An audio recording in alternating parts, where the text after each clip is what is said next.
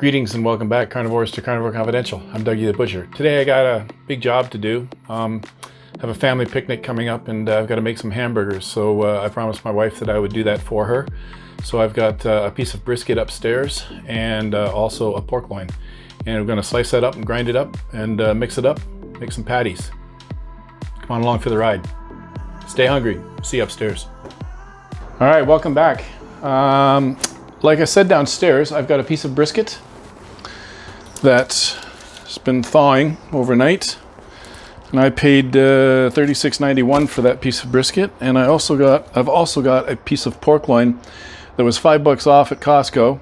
This was $12.30, so $5 off. Do the math. Cost me $7. So I'm into this for less than $50. And brisket is typically a little bit fatty, but I'm going to leave the majority of the fat on it because there's no fat on the pork loin. All right, so let's get busy.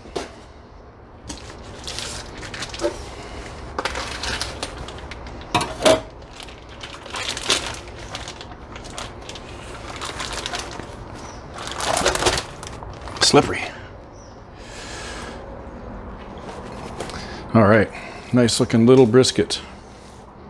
Gonna cut up just fine. So to make this easy for my grinder to swallow, I'm gonna cut it into small chunks, strips rather, and I'm gonna put a little chill on them in the freezer.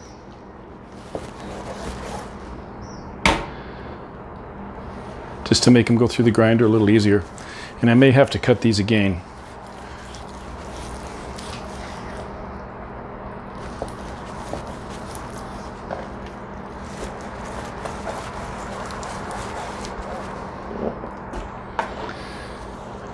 I'm only cutting against myself or away from myself, so I'm going to turn it so I can see what I'm doing.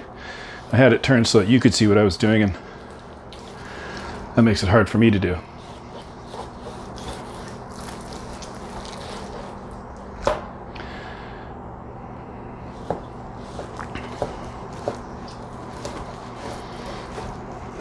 Never fails, eh? Get the meat out and you come upstairs right away.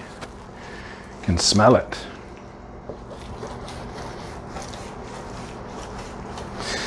It's difficult to cut when it's this soft or this fresh, but you can see the intermuscular fat. It's going to be perfect for hamburgers, for ground beef rather.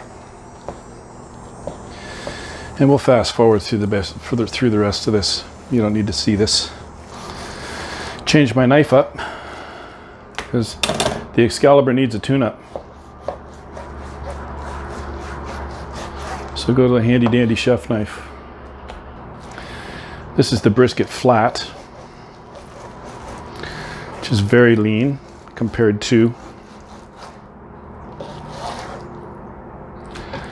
the brisket point, which is quite a bit more marbled, which is perfect, again, for ground beef. I know all you brisket smokers out there are probably horrified that I'm cutting this up for ground beef, but believe me, it makes a truly delicious hamburger. And I always like to add, that on its own would make a great ground beef patty, but I always like to add pork to my ground beef as well. And I think that's about it. Okay, on to the pork loin.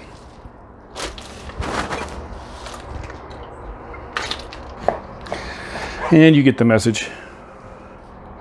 You get the idea, rather. I'm just going to fast forward through the rest of this.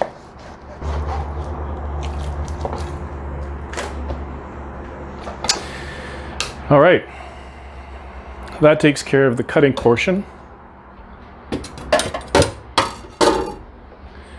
Now, forgive me for stepping away, but I'm going to wash up this and get this ready for the grinder. All right, so we're all set up. I've got it cut up. It's been chilling. My head's been in the freezer for 20 minutes or so, and we're gonna get started. It's very loud, and this is gonna take a long time, so I'm just gonna get us started, and then I'll fast forward to the end of it and show you that. I'm probably gonna grind it twice just because I've got the coarse plate on. So let's get started.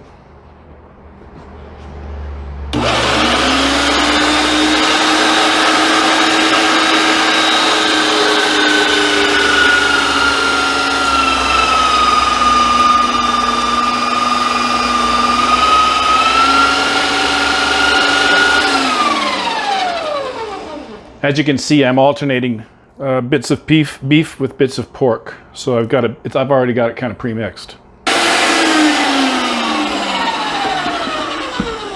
All right, so that finishes that up.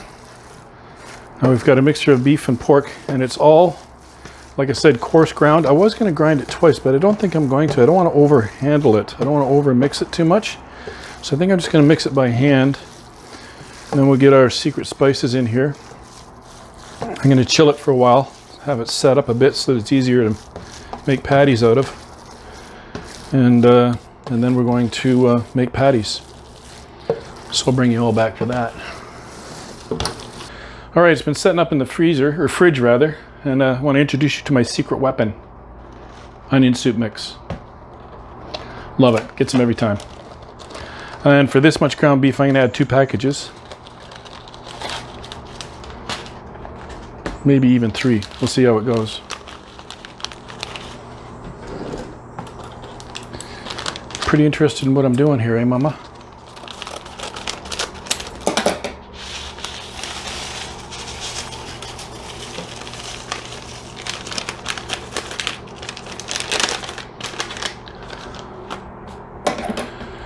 And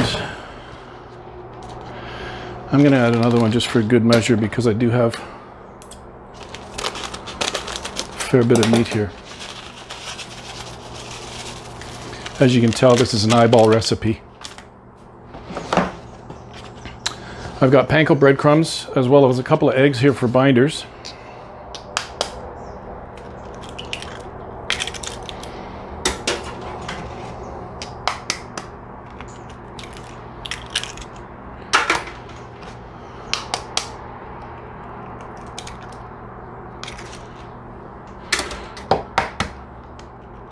I know I said a couple of eggs, but again, for this much meat, we're going to go with that.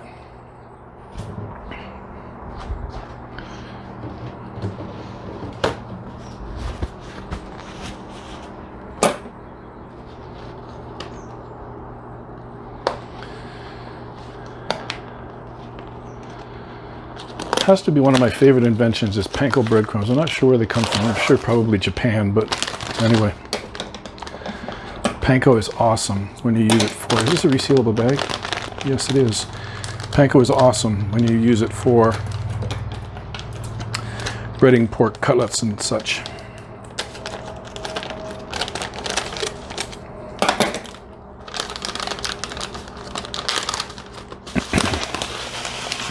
Again, I'm going to eyeball this.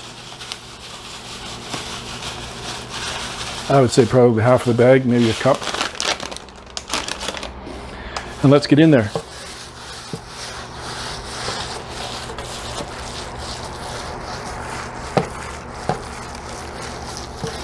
Now I want to put this back in the fridge to set up with the spices in it before we make patties. But we'll give it a good mix first.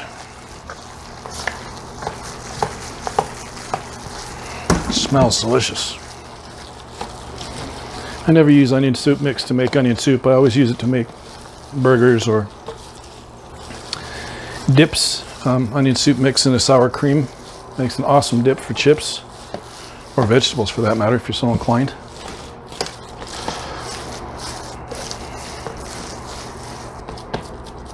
All right.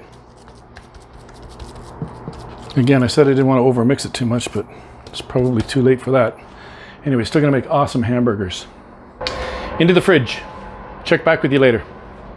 Okay, so my ground beef and pork mixture has been chilling out in the fridge, just absorbing some of this, the essence of the spices that I put in the onion soup, basically.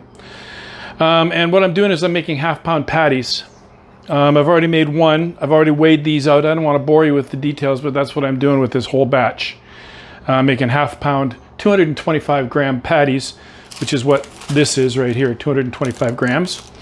And you know, when it cooks down, it'll shrink up. It'll be a nice bun size. Anyway, so just to show you the process, I've got my little burger press here.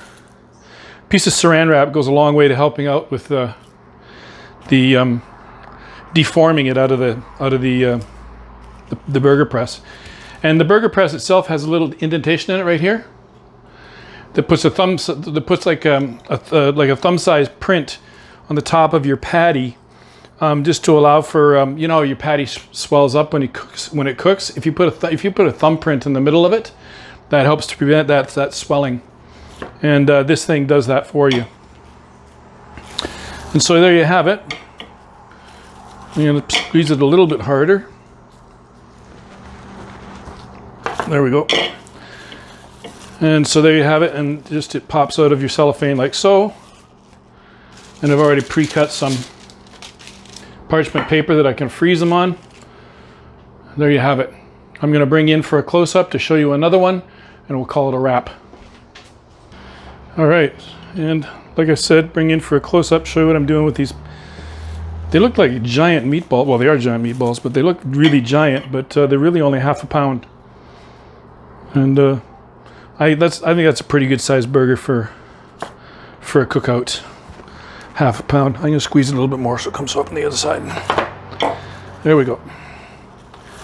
And this just helps with deforming it. And you can see the thumbprint right there. It's like the indentation.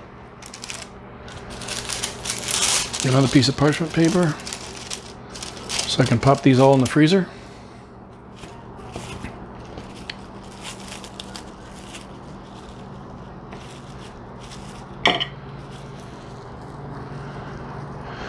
Burger press, by the way, I got from Pampered Chef. Shout out to Pampered Chef. Give me a call if you want me to product demo some of your other stuff, but I am not sponsored by. I just happen to use their products, and my sisters and the sister-in-law both sell them.